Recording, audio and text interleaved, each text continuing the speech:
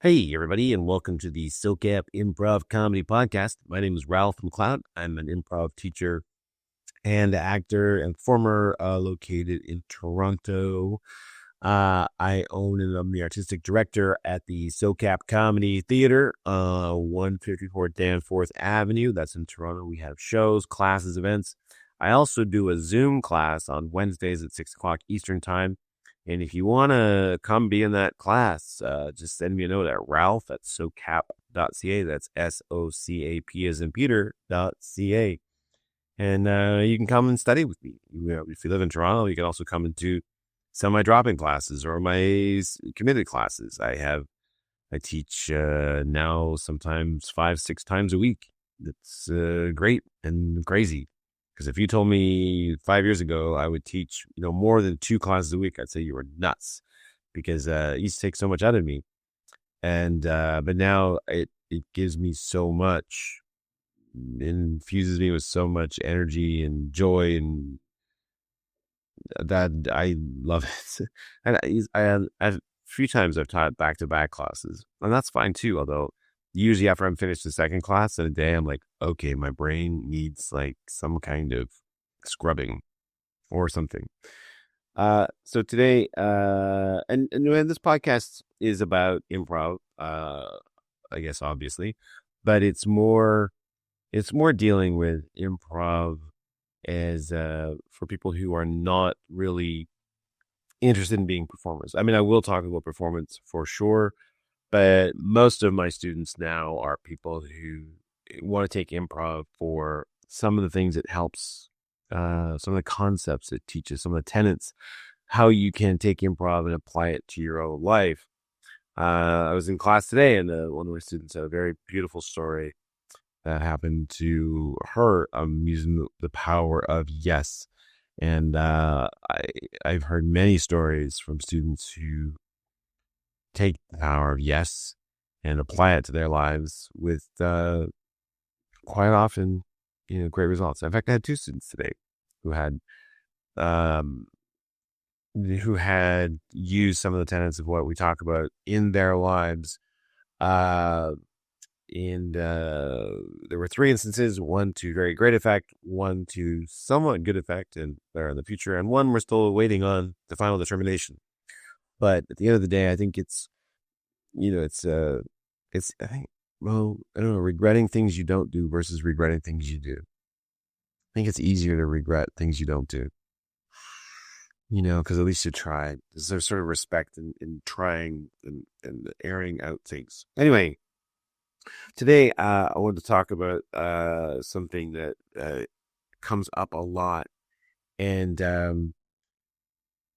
improv has changed tremendously in the 35 years since I first heard about it and started doing it. It changed in Toronto, it changed for me. I think probably in the world it's changed a lot too. Although improv is always very regional because, the fact that it's not recorded, so it doesn't exist in the public consciousness the way, great movie actors do, or great music, or great visual art. Or at least in North America, Canada and the US, right, and maybe Europe, I guess the English speaking part of the world, we all have similar ideas as to what a great actor is. I mean, not worldwide, but certainly, if you run into somebody, in California or someone in Saskatchewan and ask them what great actors are, they're probably going to mention the same few people. And if they don't, they're like, oh, yes, but I know that person. But improv is not like that. You don't, if you ask someone in Saskatchewan and someone in California to name an improviser, it's probably going to be very different people, unless they know, oh, Tina Fey. But okay, but someone that you've actually watched improvise, not just someone who was an improviser or is an improviser, I shouldn't say is an improviser, because Tina Fey is known for a lot more than her improvising. Anyway, it has changed tremendously. And one of the things that, used to be okay to do was mocking a lot of different types of people. And we've cleaned up, obviously, a lot of that. And today it's we don't mock people based on discrimination things. Like we don't mock people based on their race or their religion or uh, sexual orientation. And we're very sensitive, I think, in general, to differences. And that's great. That's a really great thing because I even back in the 90s, it was a lot less loose, I guess, about those things, and a lot of that didn't sit well with me. Um, and now a lot of it's gotten cleaned up. However, there are still two areas for some reason that it is still okay to mock people over, and that's class and age. And I don't get it. I'm bewildered as to why that is continued. Um, if you are in an improv class and there as a character, someone asks for a suggestion and they get, oh, play a character that's 80 years old. It is way more common than not that some of the first things they'll say, they'll make an Alzheimer joke and they'll wear an adult diaper joke. And I'm like, hold on, what? If we, had an audience member that was older, they'd hate you right now. And I wouldn't blame them.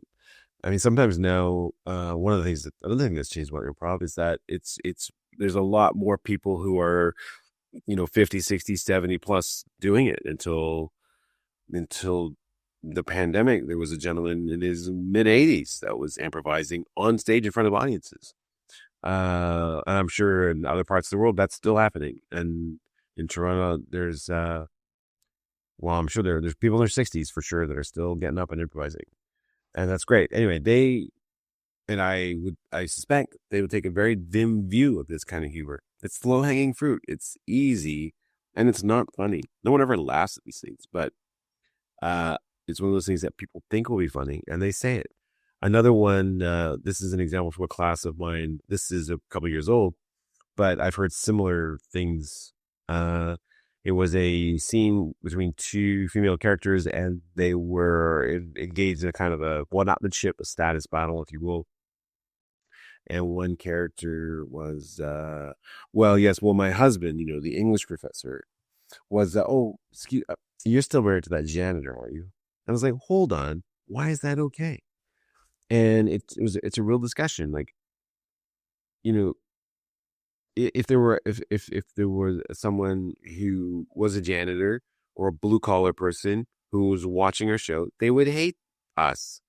So for me, like this like mocking things, like I don't mock anybody. I don't even mock BMW drivers. And for me it's not about political correctness. It's about, I don't want to make my audience upset. But also, like, I don't want to mock and belittle people, even if they have status. Like, of course, punching up. But to me, it's like, if we're gonna let's mock. If we're gonna mock anybody, let's mock everybody. Let's mock everybody, or let's mock nobody. And of course, yes, it's more palatable, I guess, if you're punching up, but not for the person being punched up at. Right? All they're gonna do is hate you, and I don't blame them. I would hate you too. So this whole thing about mocking age in class, which I keep cleaning up, and we talk about it and talk about it. And in my classes, it's no, we don't do it. Well, okay, I shouldn't say that. I should say the truth, which is my recommendation to my students is not to do it. But I say, like, you leave here, you do whatever you want. If you want to get on stage and mock people who have blue collar jobs who are over 65 for whatever reason, that's up to you. But I'm not going to do that because I just don't understand this whole like mocking people and upsetting them. Like, where's that? Where does that come from? I don't even understand it. Like, of course, there's we can mock things and we can mock attitudes and ideas and things, but not the people. I don't understand mocking the people.